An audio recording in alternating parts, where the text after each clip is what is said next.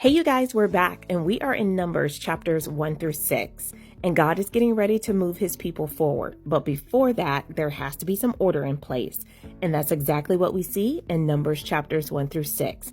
The Israelites are finally about to leave Mount Sinai. But first, roll call. God tells Moses to count every man 20 and over who can fight. And guess what? They had about 603,550 men that were ready for battle, except for the Levites.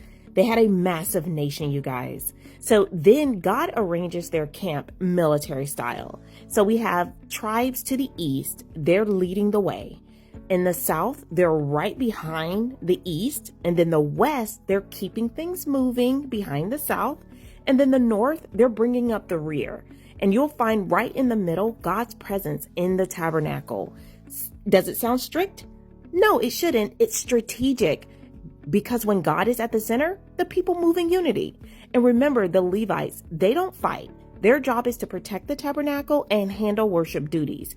If anybody unauthorized touches God's dwelling place, you know that's instant judgment, right? Because God takes holiness seriously.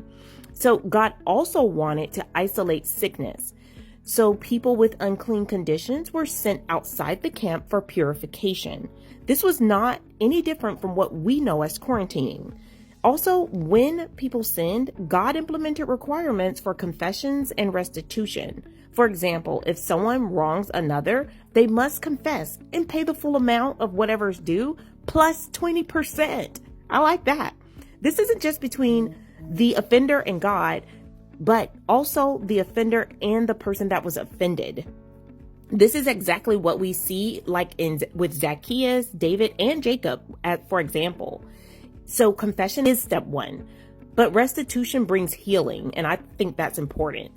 And then there's the Nazirite vow, right? If you remember, there's no wine, you can't cut your hair, and you can't touch dead bodies.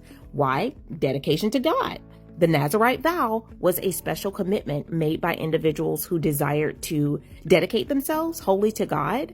And that's no different from what we do today when we fast and we want to give ourselves to the Lord, right?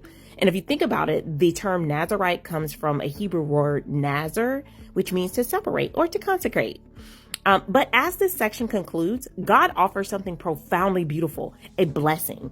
He instructs Moses to tell Aaron and his sons to bless the people of Israel with these words. So, as you can see here, this isn't just a closing statement. It's a divine impartation. God himself composed this blessing, desiring his people to live under the canopy of his favor and protection.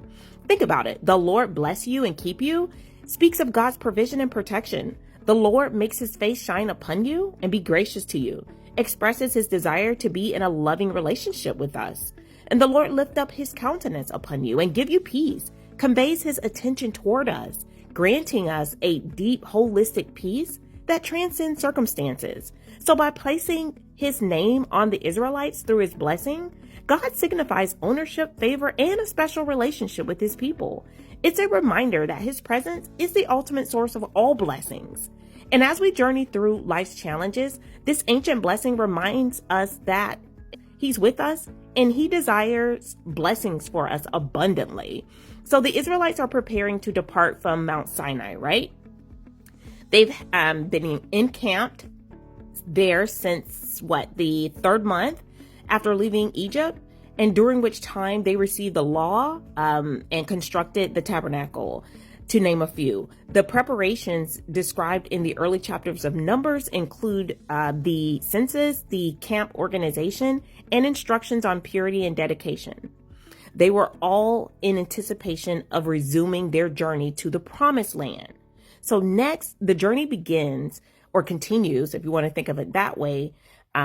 But so does the complaining. We'll get into it in the next video.